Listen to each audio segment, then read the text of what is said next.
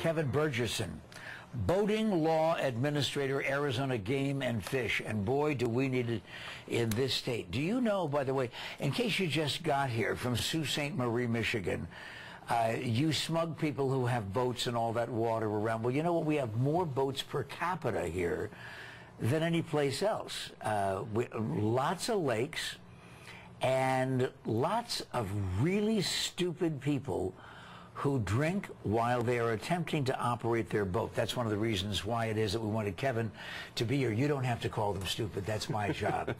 Why don't boats have the same rules as other vehicles? It seems as if we're lax when it comes to the regulations. Well, first of all, thanks a lot for having me back on the show, Pat. I really appreciate the opportunity to come out and talk about boating safety for the state of Arizona, and that's a very good question. There was some recent OUI legislation that was just recently passed, and OUI stands for Operating Under the Influence. It's the parallel for DUI on the water, which now made the penalties for operating a motorized watercraft just as severe as those for DUI, with the exception of some of the ignition interlock devices, et cetera, et cetera. So we now have, severe penalties and monetary fines that reflect those, and rightfully so, for individuals who choose to drink and become impaired to the slightest degree while operating a motorized watercraft.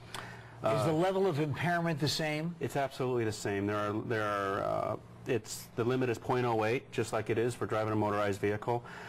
We think it's very significant that we maintain that level and raise the awareness of folks, because boats don't have brakes, there's no lane dividers, and when you're drinking alcohol, the first thing to go is judgment, and you need your wits about you when you're hurtling down the lake with other boaters out there and the effects of weather and waves and wind and motion and no brakes. So it's, you need all your mental capacities with you. Yeah, and you can be impaired in a different way. I was just reading, as a matter of fact, prior to your visit, impaired by the wind and the waves. Yes. I mean, it's not exactly the same as sitting on a bar stool at your favorite lounge. No, it's not. The effects of extreme temperatures and waves can affect the inner ear, so your balance is going to go right away, and that kind of, in many instances, will compound the effects of alcohol on a watercraft. A lot of people don't see that. It kind of sneaks up on them a little bit, and they just don't equate drinking and boating the same way that they would for drinking and driving. People who would never, ever drink and drive a car think nothing of going out of the lake, having too much to drink without a designated operator, and getting behind the wheel of their boat. Oh, that's why I use the prefix stupid, by the way. And there's another thing also that you have to think about, and that is if you're on the 51 or the 101 or any of our city streets, you rarely ever see a little head bobbing above the concrete. Yes. But there are little heads bobbing in the water. Yes, there was a rather significant accident on Lake Pleasant last summer. An individual was swimming. He was quite a distance away from shore in a place where he shouldn't have been, and he got struck by a boat. He's very lucky to be alive.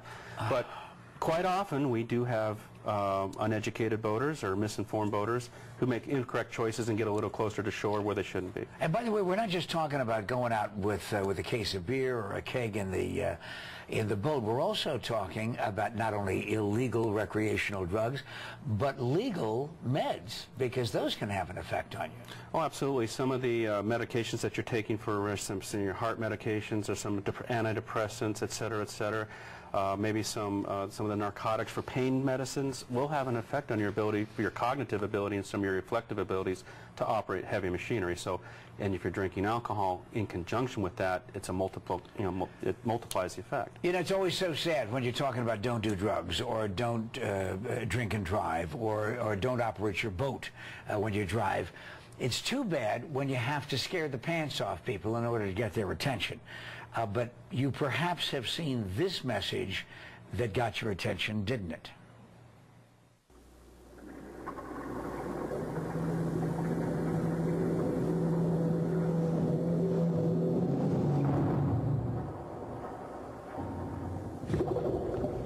If you're going to drink like a fish, be prepared to sleep with them too. Now, in truth, while those messages are intended to get your attention, they don't exaggerate. But you also have to be careful of other things, too. I mean, not only your general common sense about how fast you can operate your boat, but also the carbon monoxide problem. Yes. I cannot tell you how many people have picked up a newspaper or watched television news or listened to radio news, and they said, I never thought about that. They call carbon monoxide the silent killer because it's very few symptoms that are going to manifest themselves until it's too late.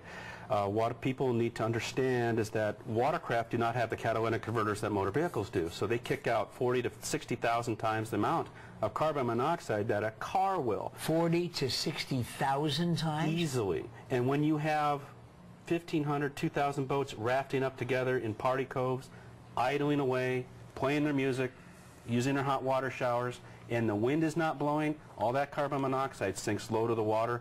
Where do people's heads go when they're swimming? Right there.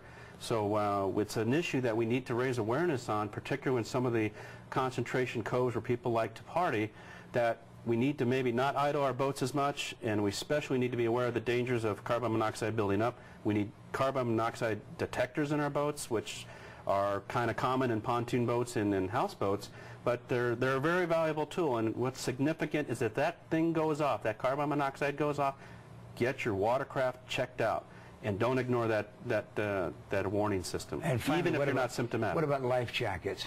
Well, life jackets, the greatest thing in life jacket technology over the last 20 years is the advent of the inflatable life jackets. I brought a couple with me. I'm not going to deploy them like I did last time.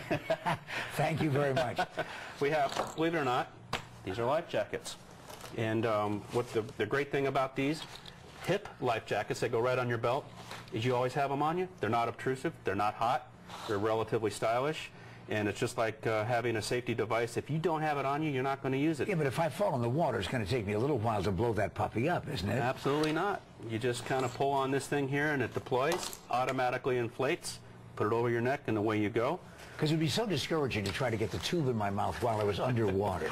No, that probably wouldn't work. But these are the greatest things in the technology, the latest technology for people to have out there. We wear these all the time. I don't even know I have it on. You can't be saved if you don't not wearing something. Where's the rest of the information available?